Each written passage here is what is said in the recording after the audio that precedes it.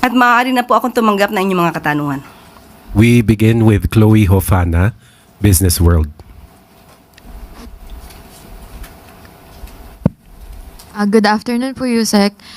Is President Marcos supportive of the Finance Department's proposal to impose a new tax on online gaming operators, given concerns that such a measure could discourage investments in the sector or push some operators underground? How is the President weighing the potential revenue gains against the possible impact on industry growth and employment?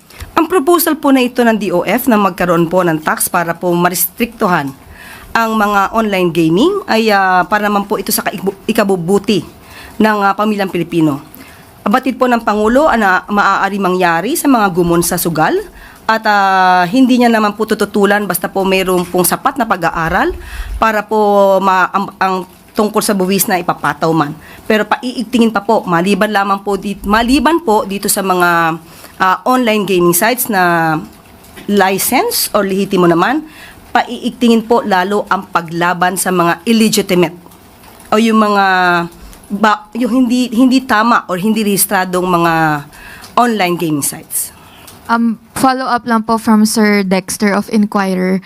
What is President Marcos's position about online gambling, with lawmakers filing bills to either outright ban or impose tighter regulations on online gambling operators and e-wallets, and acknowledging that Filipinos get addicted to online gambling regardless if they are playing on legal or illegal apps or websites? Yun nga po, kagaya ng ating sinabi, ang Pangulo po ay nakikinig kung ano nangyayari sa ating mga kababayan at kung ano man po ang bill na ipapasa nila, ito'y pag-aaralan mabuti, kung ito'y makakabuti sa ating ekonomiya and at the same time makakabuti para sa taong bayan.